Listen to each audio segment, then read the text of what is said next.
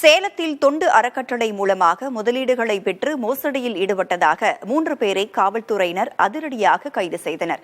அவர்களுக்கு ஆதரவாக பொதுமக்கள் ஒன்று கூடி காவல்துறையினரை சிறைபிடித்ததால் பரபரப்பு ஏற்பட்டது. அது குறித்து விரிவாக நாம் பார்க்கலாம்.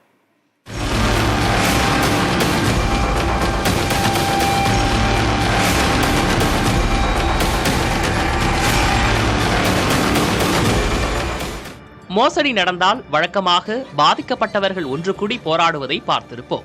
ஆனால் மோசடி வழக்கில் கைதானவர்களுக்கு ஆதரவு தெரிவித்து கூடிய கூட்டம்தான் இது. சேலம் அம்மாப்பேட்டையில் உள்ள திருமண மண்டபம் ஒன்றில் கடந்த 2 ஆண்டுகளாக அன்னை தெரசா அறக்கட்டளை என்ற பெயரில் தொண்டு நிறுவனம் செயல்பட்டு வந்தது. இந்த அறக்கட்டளை வாயிலாக பல்வேறு உதவிகள் செய்யப்பட்டு வந்துள்ளது. இவற்றோடு சேர்த்து அந்த நிறுவனம் தொடங்கிய முதலீட்டு திட்டங்கள் தான் தற்போது கைது வரை சென்றுள்ளது. அறக்கட்டளையில் பண முதலீடு செய்பவர்களுக்கு அதிக லாபம் கொடுக்கப்பட்டுள்ளது. குறிப்பாக 50,000 முதலீடு செய்தால் 7 மாதத்திற்கு மாதந்தோறும் ரூபாய் 15,000 வழங்கப்படும் என கவர்ச்சிகரமான திட்டங்களில் பணம் வசூலிக்கப்பட்டது. இதில் அம்மாப்பேட்டை மற்றும் சுற்றுவட்டார பகுதியைச் சேர்ந்த ஆயிரக்கணக்கானோர் முதலீடு செய்தனர். இது குறித்து அறிந்த சேலம் பொருளாதார குற்றப்பிரிவு காவல்துறையினர் சிறப்பு காவல் உதவி ஆய்வாளர் ஒருவரை முதலீட்டாளர் போல் அனுப்பி வைத்தனர். கடந்த 1.5 மாதங்களாக அவர் அங்கு நடக்கும் பண பரிவர்த்தனைகள் குறித்து அறிக்கையை தயார் செய்து சமர்ப்பித்தார். இதனிடையே ஒரு நாள் ஆஃபராக 1 லட்சம் ரூபாய் முதலீடு செய்வோருக்கு 7வது மாதம் 2 லட்சம் ரூபாயாக வழங்கப்படும் என்று அறிவிக்கப்பட்டதாக தெரிகிறது. இதனால் அலர்ட்டான பொருளாதார குற்றப்பிரிவு காவல்துறையினர் திடீரென அதிரடியாக மண்டபத்திற்குள் நுழைந்தனர். அப்போது அங்கு குவிந்திருந்த முதலீட்டாளர்கள் பொருளாதார குற்றப்பிரிவினரை சிறைபிடித்தனர். அறக்கட்டளையில் முதலீடு செய்தவர்களுக்கு இதுநாள் வரை முறையாக தவணை தொகை கிடைத்து வருவதாகவும், அப்படி இருக்கையில் எதற்காக அவர்களை விசாரணை செய்கிறீர்கள் என்று அவர்கள் வாக்குவாதத்திலும் ஈடுபட்டனர். இதனால் அப்பகுதியில் போக்குவரத்து நெரிசல் ஏற்பட்டது.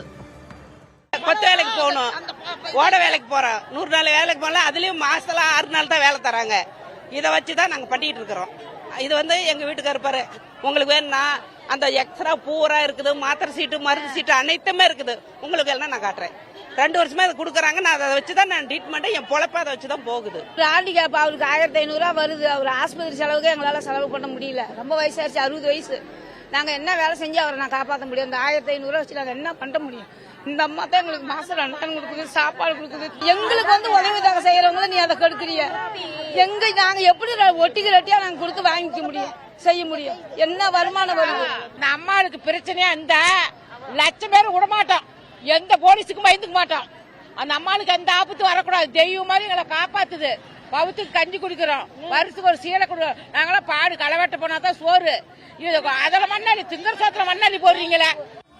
காவல்துறை நடத்திய விசாரணையில் பொதுமக்களிடம் பணம் வசூல் செய்ததற்கான முறையான கணக்கு, வசூல் செய்வதற்கு முறையான உரிமம் இல்லாதது தெரியவந்தது. இதையடுத்து மக்களின் எதிர்ப்புக்கு இடையே அறக்கட்டளை நிர்வாகிகளான வேலூரைச் சேர்ந்த விஜயபானு, அவரது உதவியாளர் ஜெயபிரதா, மேலாளர் பாஸ்கர் ஆகியோரை கைது செய்தனர்.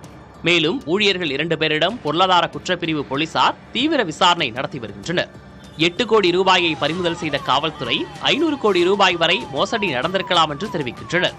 கைதான விஜயபானு மீது ஏற்கனவே வேலூரில் பண மோசடியில் ஈடுபட்டதாக வழக்கு உள்ளதாக காவல்துறை தரப்பில் தெரிவிக்கப்பட்டுள்ளது.